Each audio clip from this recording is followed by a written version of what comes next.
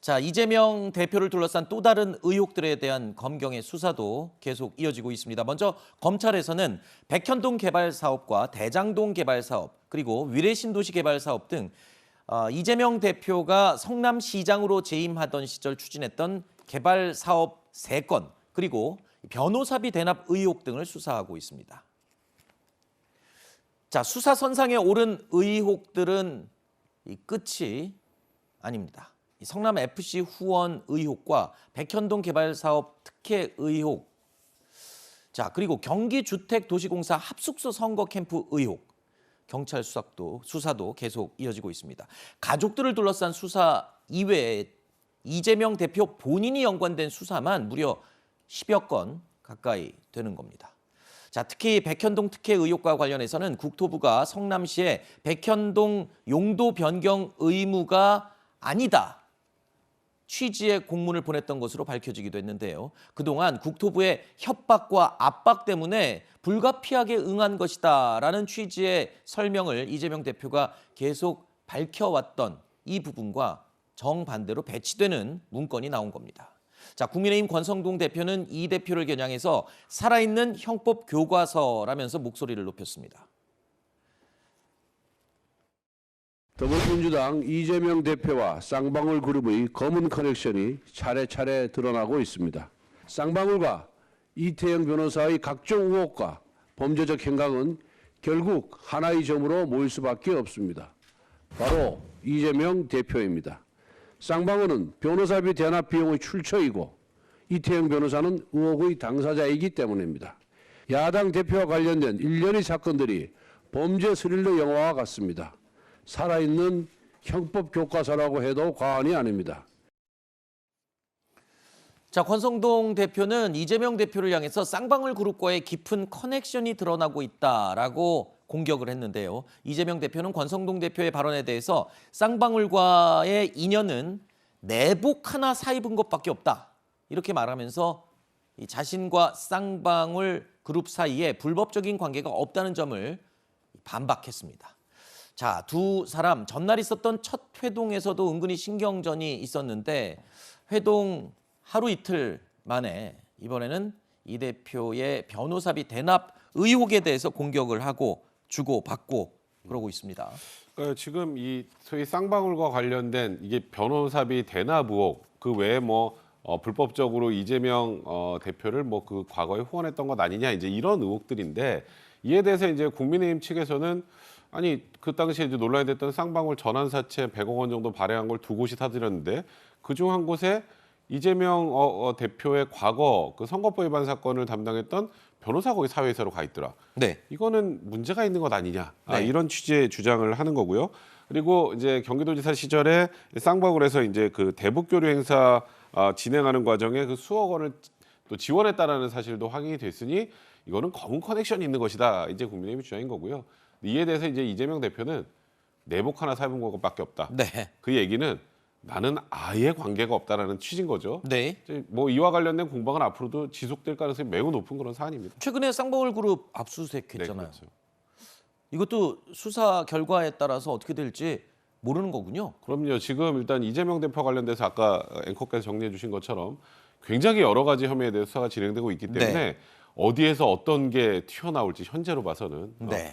예측하기도 좀 어려운 그런 상황입니다. 자, 이렇게 이 사법 리스크가 현실로 다가왔습니다. 이제 코앞에 닥친 상황이 됐는데요. 이재명 대표 검찰의 소환 통보를 받았던 어제 이곳에 갔습니다. 바로 민주당의 텃밭이죠. 호남을 찾아갔는데 이 자리에서 지지자들과 만나서 이렇게 말했습니다. 사즉생 정신을 강조했습니다. 아마도 여러분께서 선택해 주신 그 한 표 한 표 그 마음속에 이 나라가 지금보다는 더 나은 나라로, 또 어려운 이 상황을 바꿔서 우리 국민들이 더불어 함께 사는 그런 대동체 상황을 만들어달라. 민주당 안에서도 이재명이 당대표로서 헌신해달라, 이런 명령이다, 이렇게 생각합니다. 죽고자 하는 산다는 것처럼 사직생이라고 열심히 저 내용은 국민들을 위해서 열심히 일하겠다는 내용의 말이었습니다만 어제 시기적으로 딱 검찰 소환 통보를 받은 직후에 했던 말이어서 검찰 소환 통보를 염두하고 한 말이 아니냐 뭐 이런 해석들도 하고 있습니다. 검찰의 소환 통보에 대해서 오늘 최고위 전까지는 묵묵부답으로 일관했습니다. 검찰이 소환 통보했는데 입장 어떠신지 한마디만 좀 부탁드리겠습니다.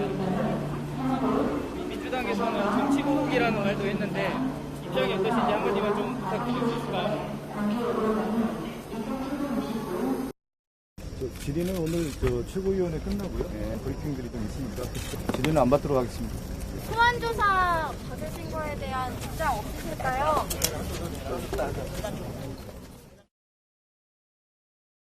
자, 묵묵부답으로 일관하다가 최고위 직후에 처음으로 입장을 밝혔습니다. 말꼬투리 잡는 것 같다라는 말을 남겼는데 이게 무슨 말입니까? 그러니까 이런 거죠. 이재명 대표 입장에서 아니 그동안 수많은 의혹과 수많은 뭐 수사 대상이 된다 이런 얘기가 나왔는데 기껏 잡은 게 허위 사실 유포냐? 그러니까 본인의 말한 말꼬투리 잡은 거 정도밖에 없느냐? 그러니까 그동안에 본인에 대한 그런 혐의나 여러 가지들에 대한 수사는 결국은 아무것도 아니었다. 이런 취지의 얘기를 지금 하는 건데요. 근데 이제 문제는 지금 이재명 대표의 발언과는 조금 다르게 이 허위사실 공표는 공직선거법 위반 문제라 9월 9일이 시효라 지금 이제 소환 통보를 한 거고 다른 것도 아직 수사가 진행 중인 상황인데 물론 나머지가 다 무혐의가 된다면 무혐의로 처분이 된다면 이재명 대표에게 맞겠습니다만 네. 그러니까 이재명 대표 입장에서는 지금 현재 검경의 수사에 대한 어느 정도의 폄하 그리고 별것 아니다. 지지자 여러분들 걱정하지 마시라. 이런 취지의 메시지를 저렇게 담아서 한 것 같습니다. 자, 이른바 개딸들이라고 불리는 이재명 대표의 강성 지지층이죠. 지금 부글부글 하고 있다면서요? 네, 뭐 개딸 같은 경우는 이제 SNS라든지 또 인터넷을 통한 어떤 화력 이런 것들이 강한 편인데 네. 이번 사태에서도 역시나 가장 강경한 목소리를 내고 있습니다.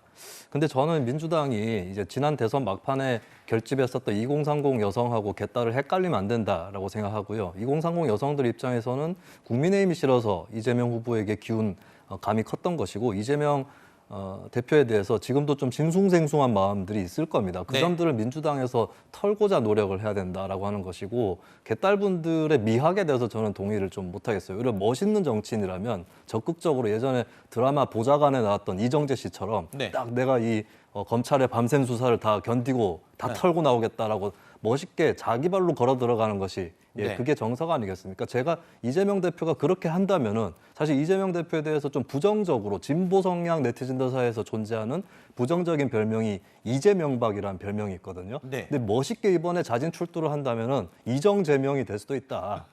그렇기 때문에 이 지금 전쟁이다, 뭐 소환 불응하겠다 이런 태도를 빨리 걷어내고 자기 발로 출두하는 모습을 좀 보여줬으면 좋겠고 네, 팬덤도 그런 모습에 환호하는 것이 진짜 멋있는 거다. 이렇게 말씀을 드립니다. 알겠습니다. 자, 오늘 민주당 최고위에서요. 최고위원들도 일제히 지금 검찰의 소환 통보에 대해서 맹공을 퍼부었습니다. 오늘 오전에 있었던 영상이 들어와 있어서요. 직접 들려드리겠습니다.